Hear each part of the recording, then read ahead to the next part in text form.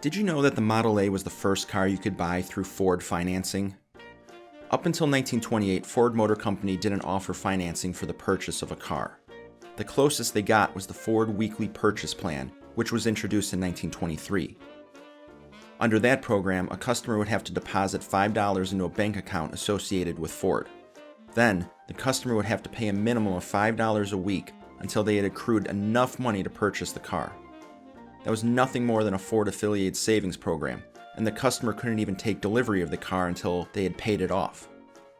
Meanwhile, General Motors had created the General Motors Acceptance Company in 1919, which was a true financing option for those looking to obtain a loan in order to purchase a GM car.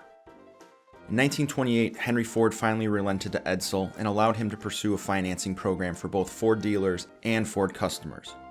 The program was to be called the Universal Credit Company. That's because the Ford was the universal car. The program was connected to the Guardian Group, a Michigan-based financial institution that had Ernest Kanzler as their chairman. Kanzler was a one-time Ford executive whose 1926 letter to Henry Ford warning about the need to replace the Model T can be seen as the start of Henry's decision to come up with a new car. It was also Kanzler's undoing at the company, as he resigned shortly after sending it.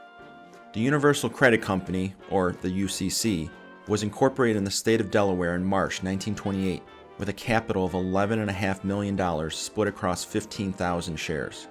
Ford Motor Company had 7,501, Guardian Group had 5,000, and Kanzler had 2,499 to himself. 2 months after incorporation, UCC was offering credit to Ford dealers. The program required a Ford or Lincoln dealer to put up 10% of the list price of a car, and the UCC would cover the rest.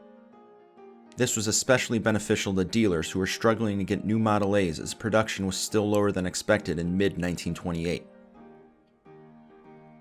Car buyers looking to purchase either a new or used Ford had to put up 1/3 of the purchase price of a vehicle and then had 12 months to pay off the balance. But unlike the old Ford Weekly Purchase Plan, the customer could drive home the Model A the same day they signed the paperwork.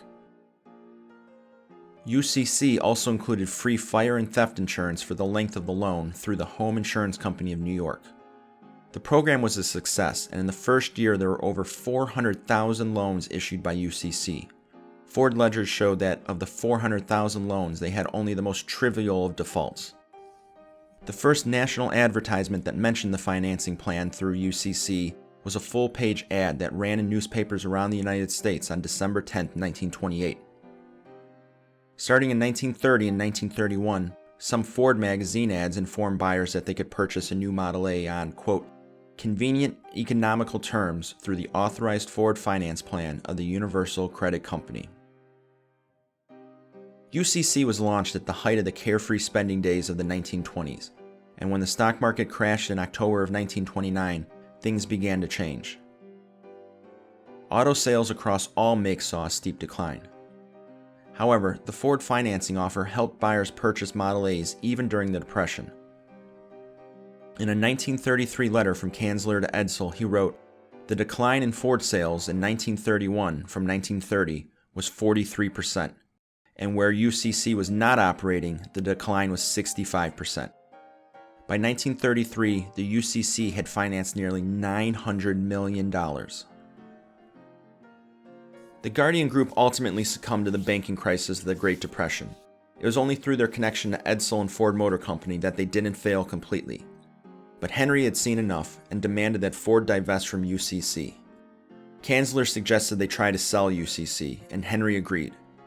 When asked if Henry had any terms for the sale, his only demand was cash.